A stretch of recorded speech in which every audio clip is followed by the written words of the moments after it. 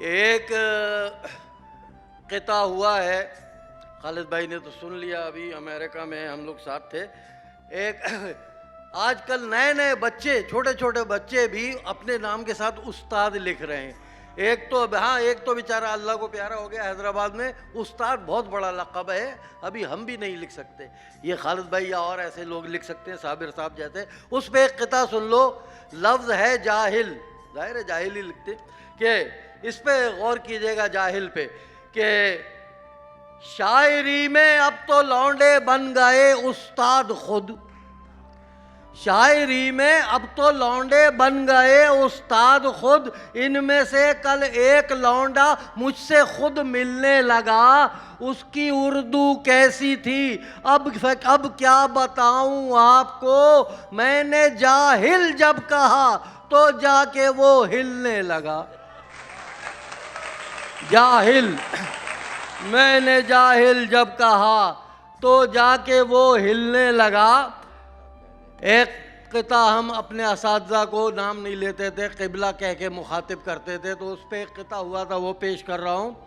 कि उर्दू का देखा जनाजा मैंने देखा जिस तरफ, वाह वाह वाह, उर्दू का देखा जनाजा मैंने देखा जिस तरफ, उर्दू अपनी जा रही है क्या बताऊं किस तरफ, उर्दू का देखा जनाजा मैंने देखा जिस तरफ, उर्दू अपनी जा रही है क्या बताऊं किस तरफ, अब तो क़िबला कह के भी मैं बात कर सकता नहीं, जिसको भी क़िबला कहा कहने लगा है इस तरफ, जिसको भी क़िबला कहा कहने लगा है इस तरफ। एक सियासी भी सुन लीजिए कि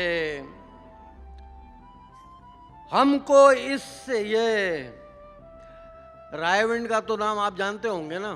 रायविंड वाले, उस पे है कि हमको इससे क्या यारो किसकी शक्ल कैसी है, हमको इससे क्या यारो किसकी शक्ल कैसी है, किसका पिंड ऐसा है किसकी टिंड वैसी है, हमको, हाँ वो मुझे पता है टिंड वाली पब्लिक बैठी है, वही सुना दूं, हमको इससे क्या यारो किसकी शक्ल कैसी है, किसका पिंड ऐसा है किसकी टिंड वैसी है, राय पर चलो उसकी राय जो नहीं बदले, राय विंड वालों की राय विंड जैसी है। वाह वाह वाह।